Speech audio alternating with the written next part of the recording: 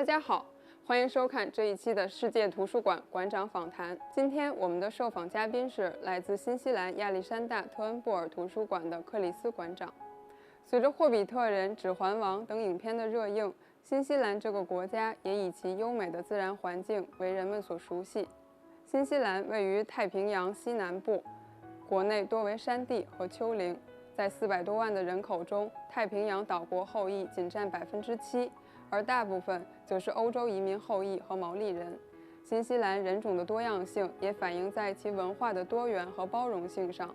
新西兰国家图书馆就是由亚历山大特恩布尔图书馆等其他3个机构合并而成立的。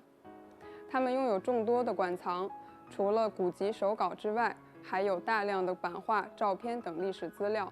值得一提的是，新西兰国家图书馆在建立之初就注重通过各种渠道收集口述历史访谈资源。此外，他们还举办形式多样的公众活动，如培训和展览。他们的办展形式在业界也有着很高的知名度。克里斯馆长是第一次来到中国，参加亚洲及大洋洲地区图书馆馆长会议，同时也是为在国图举办的路易艾黎诞辰120周年文献纪念展揭幕。李克强总理在今年3月访问新西兰时，也曾参观过这位著名社会活动家的文献展。接下来就请我们通过对克里斯馆长的访谈来了解新西兰国家图书馆的情况。Well, first, thank you so much for Mr. Szekely for accepting this interview from National Library of China. Let me introduce myself first. I'm Monica, with Chinese name Sun Yi, and I work for China Memory Project Center at Social Education Department at the National Library of China. So first, could you just give us a brief introduction of yourself, like educational background, and when did you start at working at National Library of New Zealand, something like that? Sure. Thank you. My name is Chris Szekely. I'm the Chief Librarian of the Alexander Turnbull Library, and I've held that position for 10 years. The Alexander Turnbull Library is the heritage division of the National Library of New Zealand. And I see from the website that National Library of New Zealand actually have 3 major locations, right? At Wellington and Auckland and Christchurch. Our head office is in Wellington, the capital city of New Zealand. We also have centres in Auckland and in Christchurch. Okay, so could you give us a brief introduction of the National Library of New Zealand? Sure. The National Library of New Zealand was established in 1965. Prior to that, there were various component parts. The Alexander Turnbull Library, of which I'm the Chief Librarian, the Parliamentary Library, School Library Service, Country Library Service, National Library Service. And around about 1964, it was determined that all of these component parts of a library service funded by the government should be brought together to form one national library. So, National Library, born in 1965. But now they're still at just separate locations, right? The Auckland Centre and Christchurch Centre primarily deliver services to schools, and from our Christchurch Centre also we deliver internet services to most public libraries of New Zealand. The rest of the National Library operation is based in Wellington. Okay. How does your National Library function? What was your daily working routine, and how many staff do you have? We have approximately 350 staff across the country. That includes contractors. Currently we are organised into several directorates. So we have a directorate which is for literacy, learning and public programs. We have a directorate which is called Content Services, which is the directorate that takes care of cataloguing and indexing and digital preservation. And we have the Alexander Turnbull Library, which is also a directorate responsible for documentary heritage. And in terms of contractor, you mean contractor for what kind of project? Yes.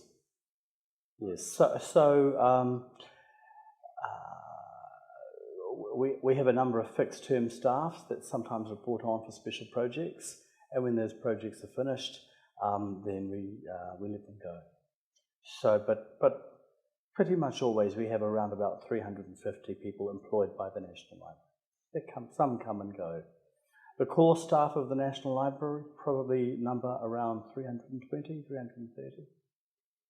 And what kind of projects do you have, and what are your latest projects? We have a very large project at the moment called He Tohu.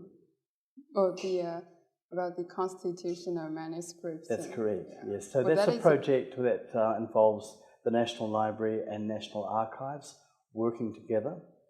The several constitutional documents currently housed at the National Archives are physically transferring across to the National Library, but still under the care of the Chief Archivist, to form the nucleus of an exhibition which tells the story of New Zealand in terms of its constitutional foundation. So we have documents, we have 3 sets of documents. One is called the Treaty of Waitangi. The other is called the Declaration of Independence of the Northern Tribes of New Zealand. And the third document is the Women's Suffrage Petition. So a special gallery has been built to house those 3 sets of documents. Around that gallery, we also have extensive interpretation in the form of interactive digital devices. There are no holdings from the National Library. All of the holdings are from Archives New Zealand. The reason they've been physically moved to the National Library is that the National Library is more geared towards public exhibitions and much closer to Parliament. So we form the nucleus, if you like, of a parliamentary precinct. And what we are expecting as a result of transferring those documents is a lot more New Zealanders will come and see the documents. So I see that you open to the public, and actually the readers they love to go to exhibitions just held in a National Library of New Zealand, right? Yes. And what other exhibitions do you have? At the moment we have an exhibition called Unfolding the Map, which looks at cartography, which is drawn from the collections of the National Library. We also have a small gallery called the Turnbull Gallery, which currently is looking at brass band rotundas throughout New Zealand. That coincides with New Zealand Brass Band Championships. Next month we open an exhibition called Wahine, Beyond the Dusky Maiden, which looks at how Māori women have been portrayed over the years. That's in the Turnbull Gallery. We have another small gallery called the Turnbull Room, which currently presents images and sound recordings relating to World War I. Relating to World War I, right? Yes. Or what kind of sounds or... oral histories. Oral histories, yes, right? From a number of oral histories were recorded with World War I veterans a number of years ago, and they form the centre point or the focus of that exhibition. That's why it's called In Our Own Voice, because you can hear the actual veterans recount their experiences of World War I. Surrounding that, we have a number of photographs, and we also have an audio-visual display. And since when do you collect this kind of art materials? World War I materials, yes. Certainly over the last, I would say 50 years or so, we increased our efforts. Increasingly, we became aware that the memories, the documentation, the diaries, the letters of World War I veterans were important documents, and so we made a greater effort to collect them. The National Library is not the only library in New Zealand or only archive in New Zealand to hold that type of resource. Many thousands of New Zealanders engaged in World War I. So, as you might expect, there are a number of institutions, from small community archives through to large institutions such as ours, that hold that type of material. Oh, I see from your website that you provide basic training for art historians to teach them how to start or through the interviews. Yes. Well, actually, this one for off the record. We collect audio materials and to put the materials off the record and to get them on the record. I see. And I see from your website that you take it very seriously to collecting this kind of materials. Yes, oral history is important, and we've been involved in oral history activity for 25 years probably. We recognise that there is a skill, there is an expertise to conducting oral histories. So we have it as part of the business we run, is to provide advisory services and training services. There could be any number of people who want to conduct oral histories, small community groups, organisations, families. We endeavour to give anyone who wants to conduct oral history some basic training. In many cases, the output of those projects, whether it's family or community groups, where they have gone on to do oral history projects, in many cases, but not all, those recordings come to us and become a part of the collections of the Alexander Turnbull Library. So, except for audio materials and images, do you have visual collections of this kind of interviews related to? Of the interviews? Yes. We have, oftentimes there'll be some photographic material that accompanies the audio. That's mainly it. Yeah. And most of them are just audio collections. Right? Audio, but also we have video collections as well. We found that Māori communities in particular, there's a preference for the video. With our other recordings, we still stick with audio. Yeah.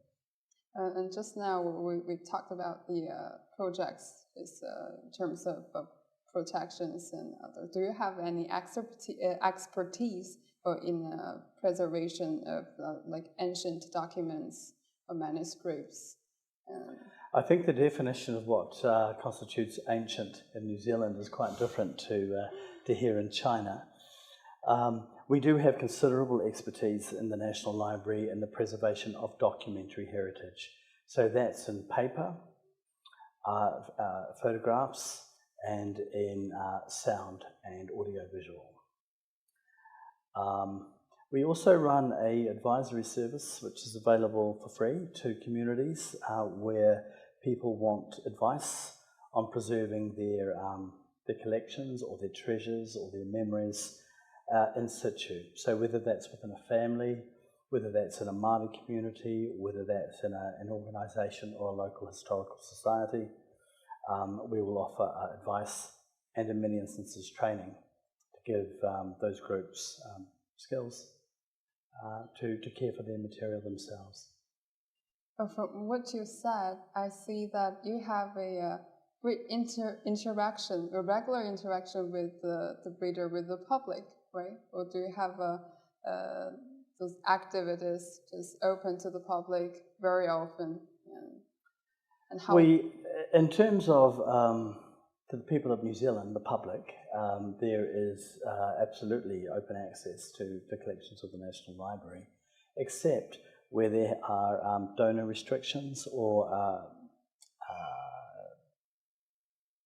embargoes, which have been put there by donors and the people who have created the material. But overwhelmingly, the collections of the National Library are open to all. So, in terms of digitalization, now the e-library is a key trend in all the national libraries. On the one hand, we have to protect all the neo-ancient collections, and on the other hand, we have to just keep up with the pace with the digitalization and the advancement of technology. So, what do you think of this trend? Well, recently we just released our strategic directions. That's this document here. It revolves around three themes: treasures, knowledge, and reading. And under the knowledge theme, we have put a stake in the ground and said that we will endeavour to digitise all physical documents of significance that we hold, and that in fact may be around New Zealand by 2030. So we recognise that digitisation is a tremendous opportunity to achieve two things. One, preservation in terms of original documents. The more people have access to content online, the less they have a need to actually touch the original documents. And secondly, when you're dealing with formats such as audio-visual, digitisation is the means of preservation, from taking it from one carrier to another carrier or turning it into digital format that can be stored on servers. So preservation is a driver for digitisation, but also access. Once we've digitised something and is able to be shared on the internet, people from all over the world can access those collections, and that's what we want. And you mentioned that you have gone to so many national libraries. But what kind of international cooperation do you have between libraries around New Zealand and with other countries? There is considerable cooperation within New Zealand. I mean, we're a small country. We have quite a strong library infrastructure, whether it's public libraries, whether it's university libraries, tertiary libraries, and the National Library. We expect to play a leadership role, but leadership doesn't always mean doing everything, and it certainly doesn't mean telling other libraries what to do. We recognise we play an important role in supporting the bibliographic infrastructure of New Zealand, so we will catalogue New Zealand material so other libraries don't have to catalogue New Zealand material. That's a really important role that the National Library plays. In terms of international cooperation, we're involved on a number of fronts. As you might expect, we have a very close working relationship with Australia. We're a part of a consortium called NSLA, National and State Libraries Australasia. So that's the National Library of New Zealand, National Library of Australia, and all of the state libraries of Australia. So we cooperate on a number of fronts on a trans-Tasman basis. We've recently picked up some work or are supporting an initiative to assess the state of library services in South Pacific.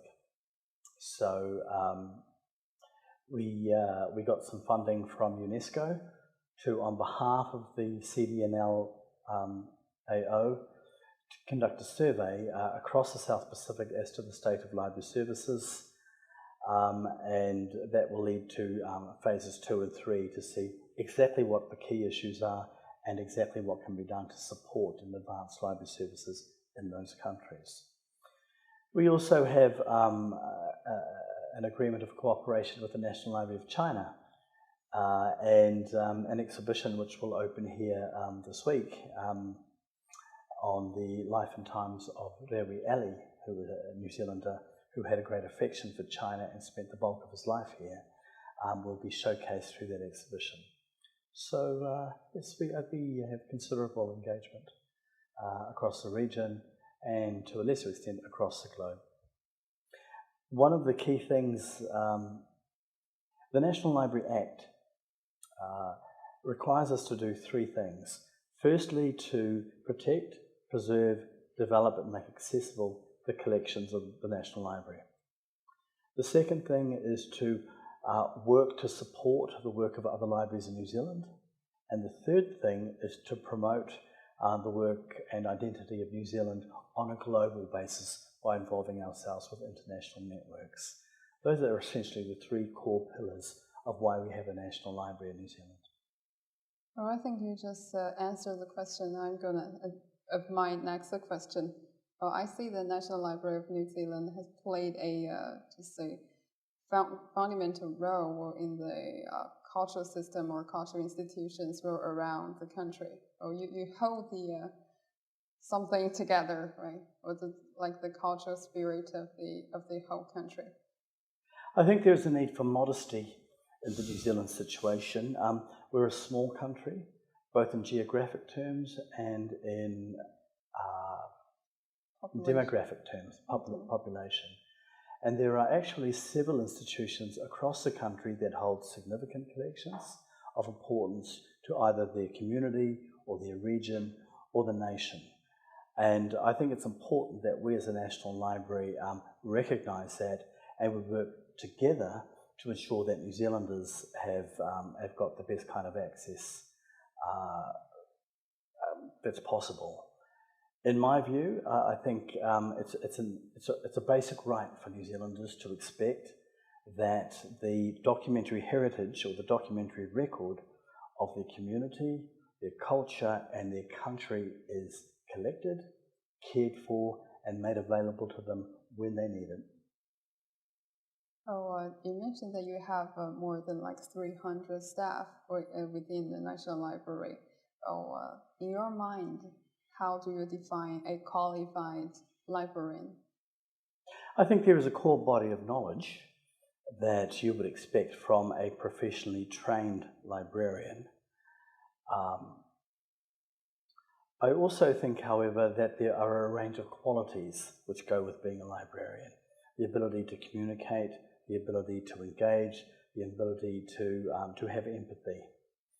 I think one of the things we are increasingly putting value on is that we are a country that is diverse in terms of population, in terms of cultural backgrounds, and we need to ensure that, or need to strive, that that diversity is reflected within our profession.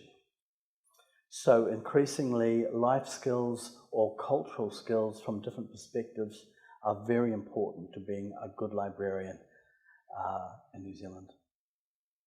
What kind of like training, professional training, do you provide for your staff? It's fit for purpose depending on what your actual role is. So, for example, if you work in a reference section, we would endeavour to ensure that you had reference skills training, that you had regular opportunities for customer-focused training, those sorts of things.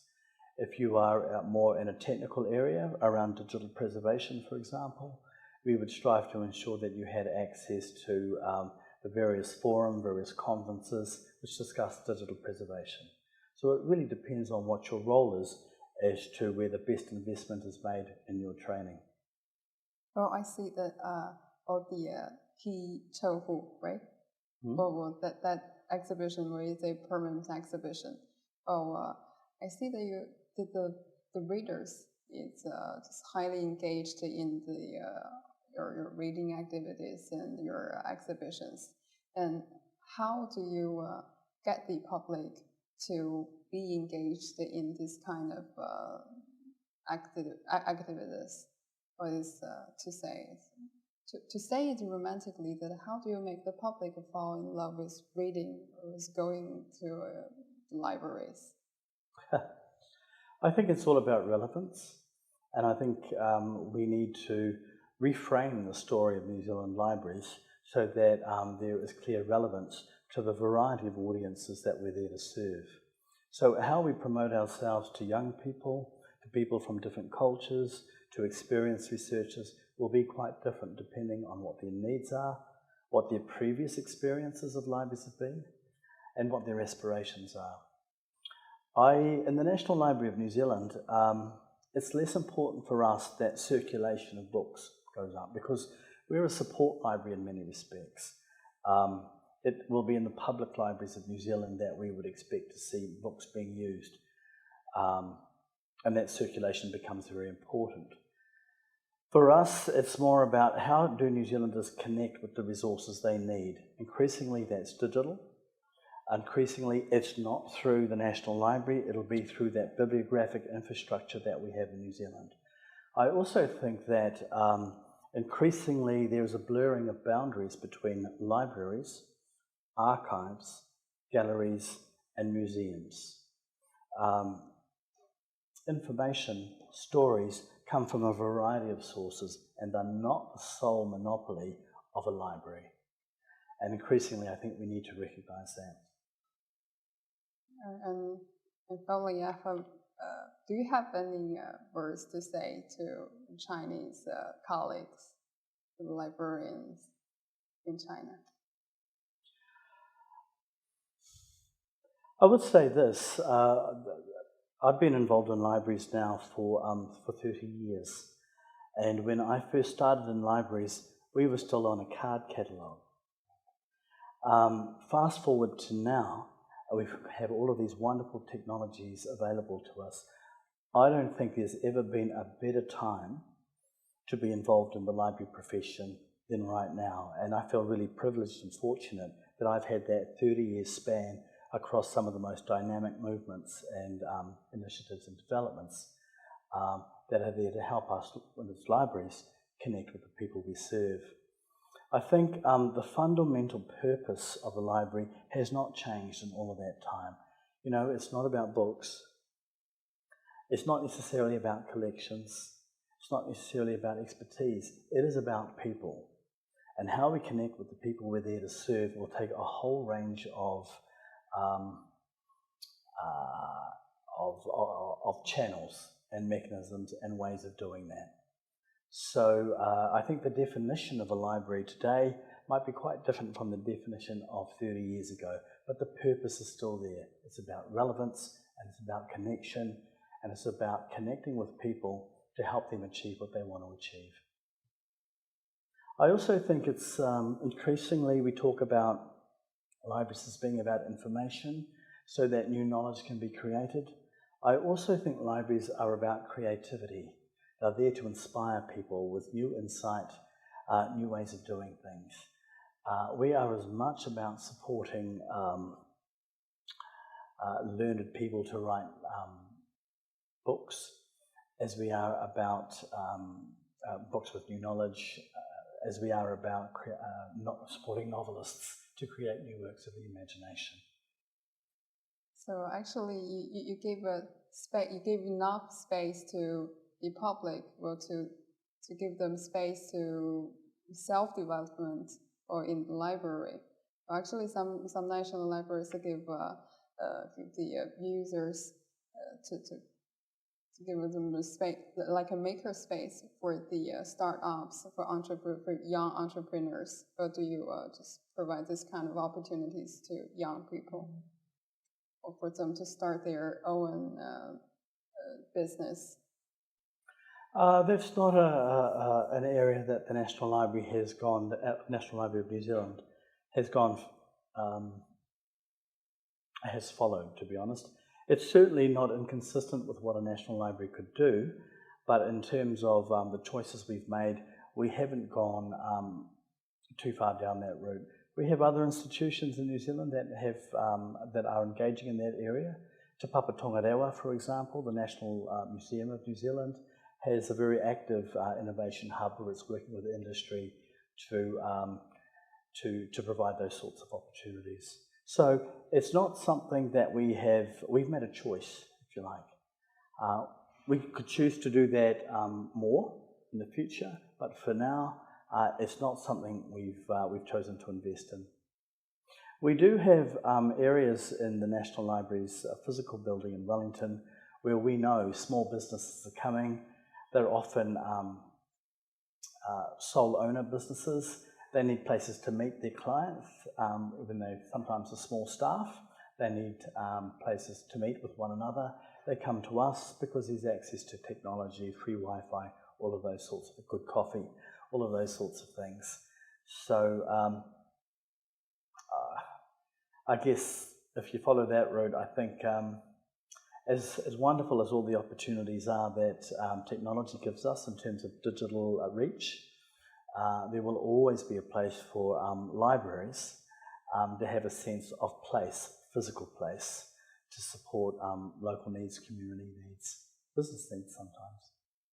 Well, just now you said like what makes a great library is not about books, collections, or expertise. It's about people and Yes. relevance or the connection to people. I think that is Great. So my last question. What makes you most proud of being a librarian and to work in this line?